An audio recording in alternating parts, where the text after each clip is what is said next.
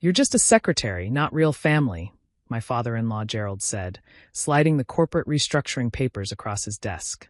We're simplifying the ownership structure. Your name's being removed from the business. He said it dismissively, like he was updating office supplies, not stealing half of a company I'd helped build for 8 years. What Gerald didn't know was that the IRS had already called me that morning, and the $900,000 in back taxes he'd been hiding was about to become his worst nightmare. I sat in Gerald's office, the same office where 8 years ago he'd insisted I be made 50% owner of Hayes and Associates Construction when I married his son Tyler.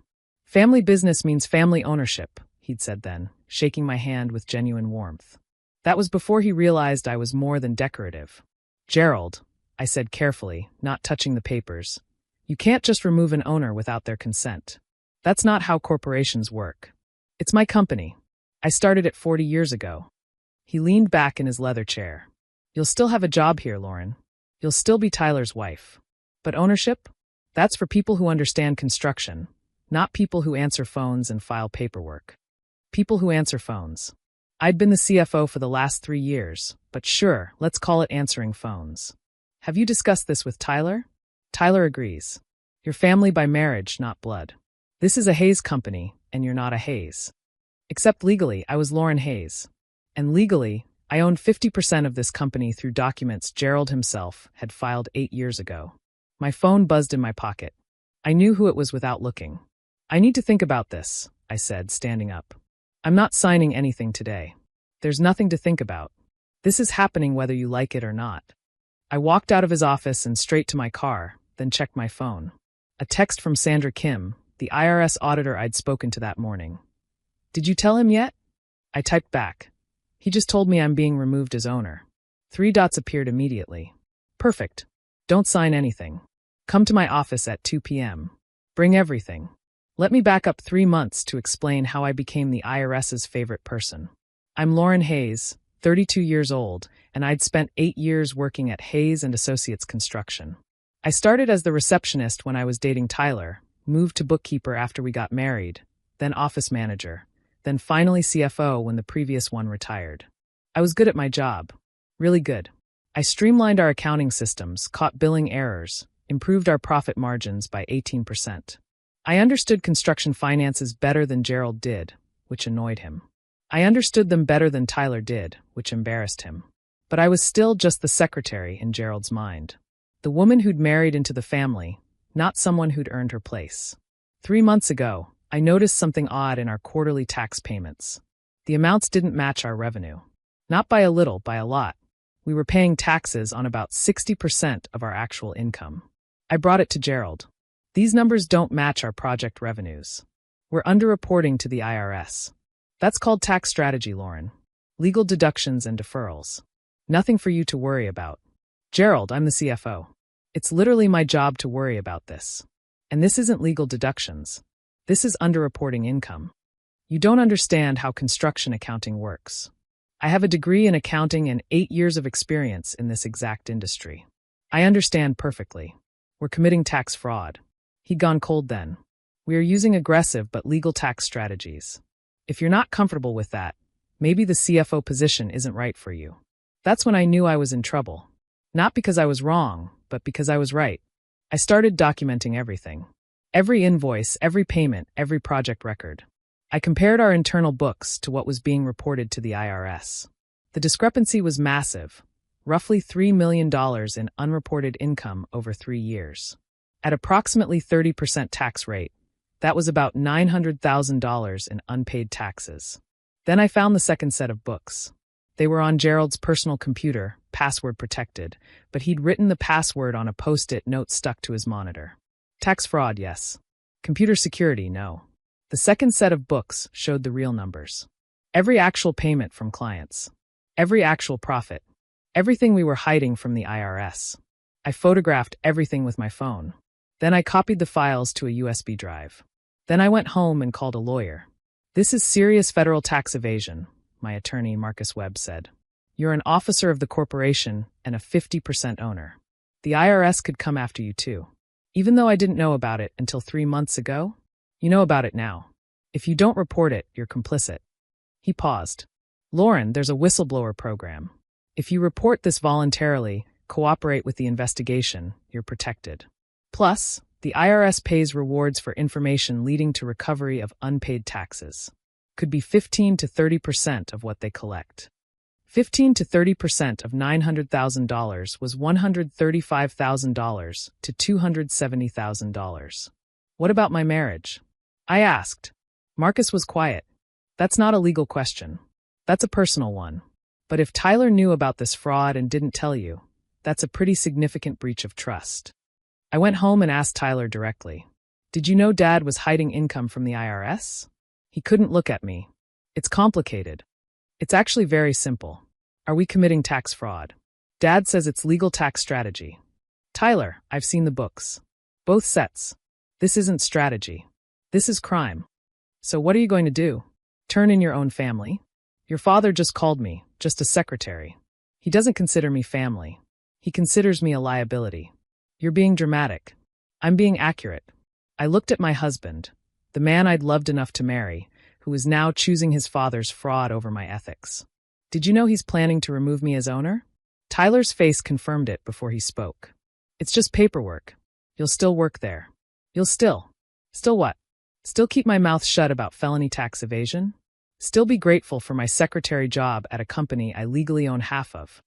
Lauren, you're not really a Hayes. Not like Dad and me. This company is our legacy. There it was. The truth underneath everything. I called the IRS whistleblower office the next morning, which brought me to Sandra Kim's office at 2 p.m., carrying boxes of documentation, ready to burn down everything Gerald and Tyler had built on lies. Sandra was a woman in her 50s with sharp eyes and sharper questions. She spent 4 hours going through my evidence with 2 other auditors. This is extraordinary documentation, she said finally. You have everything, original invoices, bank records, both sets of books, correspondence showing intent to defraud. Ms. Hayes, this is one of the most complete whistleblower packages I've seen. What happens now? Now we open a formal investigation. We'll audit Hayes and Associates for the past 7 years. We'll interview everyone involved. We'll calculate the full amount of unpaid taxes, penalties, and interest. She looked at me directly. Ms. Hayes, you're still listed as 50% owner and CFO of this corporation. Legally, you have authority to provide access to corporate records. We'll need you to authorize our investigation. What if they try to remove me as owner before you finish? Have they attempted that? Today, my father-in-law presented me with papers to restructure the company without me. Sandra smiled like a shark. Don't sign them. Any attempt to remove you as owner during an active IRS investigation will be considered obstruction. We'll get a court order freezing any corporate changes until our audit is complete. How long will that take? 6 to 8 months. Maybe longer if they don't cooperate. And what about my whistleblower reward? Based on preliminary numbers, we're looking at recovery of $900,000 in back taxes plus penalties and interest. Could be $1.2 million total. Your reward would be 15 to 30%, depending on the extent of your cooperation. Potentially $180,000 to $360,000. I signed every authorization form they put in front of me. The IRS descended on Hayes and Associates 3 days later. 6 auditors, armed with court orders and subpoenas, demanding every financial record from the past 7 years. Gerald called me screaming. What did you do? I cooperated with a federal investigation. You betrayed your family. You committed tax fraud and tried to cut me out of the company when I discovered it. Those aren't the same thing, Gerald. Tyler will never forgive you. Tyler knew about the fraud and lied to me. I'm not sure I care if he forgives me. I hung up on him. Tyler came home that night looking destroyed. Lauren, they've frozen all the company accounts. We can't make payroll. We can't pay suppliers. Dad might go to prison. Then he should have paid his taxes. How can you be so cold about this? How can you be so blind? Tyler, your father stole from the IRS for years. He exposed you, me, and every employee to criminal liability. And when I found out, instead of fixing it, he tried to push me out and silence me. He's my father, and I'm your wife. I'm also the CFO who would have gone to prison alongside him if I'd kept quiet. I looked at him, really looked at him, and saw someone I didn't recognize anymore. You chose him over me. You chose fraud over integrity. You chose protecting his crimes over protecting our marriage. I chose my family. So did I. I chose not to go to prison for your family's crimes. The audit took 7 months. The IRS found even more unreported income than I'd documented. Total unpaid taxes. $1.3 million plus penalties and interest brought it to $2.1 million. Hayes and Associates didn't have $2.1 million. The company filed for bankruptcy. The IRS put liens on everything: equipment, vehicles, property. Gerald's personal assets were seized because he'd been hiding money in personal accounts. He was charged with tax evasion and fraud. Pled guilty to avoid trial. Got 18 months in federal prison and 5 years probation. Tyler was charged as an officer of the corporation who knowingly participated in the fraud. He pled guilty too. Got 6 months in probation. I filed for divorce while Tyler was awaiting sentencing. I can't believe you're doing this now, his mother sobbed at me. While he's going through this. I'm doing this because of what he went through, I corrected. Because he chose to commit crimes with his father instead of being honest with his wife. The divorce took 4 months. The IRS had frozen most of our assets, but I'd moved my inheritance into a separate account years ago. That was mine. The house was heavily mortgaged and underwater. Tyler could have it. I walked away with my inheritance, my retirement accounts, and my IRS whistleblower reward, $294,000. Plus my integrity, which turned out to be worth more than the company Gerald tried to steal from me.